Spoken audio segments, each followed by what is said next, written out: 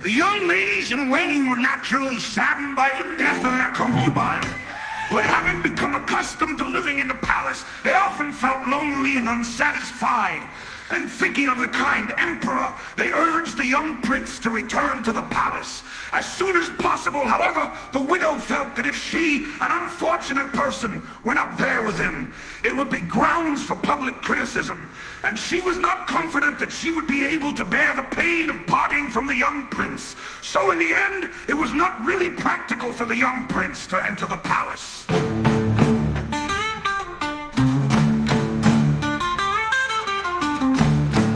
When the lady in waiting returned to the palace, she felt sorry for the emperor, who had not yet entered his bedroom as it was still early in the evening, pretending to be enjoying the autumn flowers in the courtyard.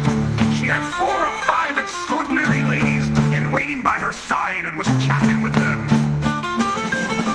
These days, the emperor is constantly reading By Junie's Song of an Everlasting Regret, which is about the love between Emperor Swansong and Yang Lifei, and a scroll with illustrations by Dacian and poems by Isis Tsurayuki.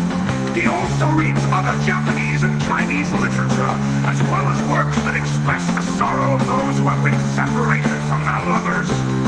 The emperor asked the lady in question about the state of affairs of the Nijmegen family. The lady inquired about it in detail, hesitantly speaking out loud, and was deeply moved by it.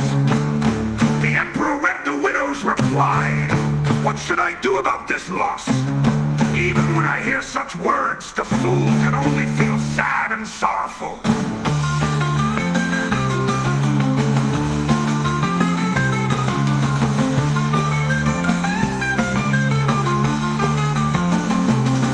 The poem also contains poems of questionable value, such as From the Shade That Shielded the Rough Wind, the Kohagi bush clover is rising without a trace of harm.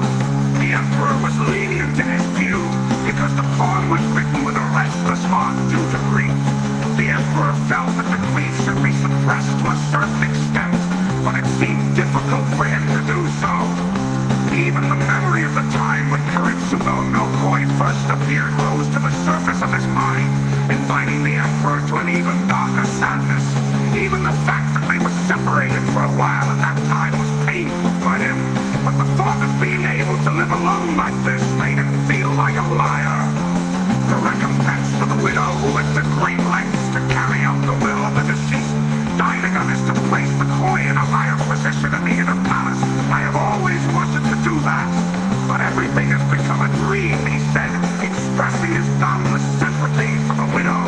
However, even if she is no longer with us when the day comes when the young prince becomes the emperor, we can bestow the title of empress upon the deceased. I'm sure the lady would like to live until then. And so he said, the lady in waiting laid out the gifts in front of the emperor. The emperor had a fleeting thought. What if this was the jade hair pin of an illusionist from the Tang dynasty?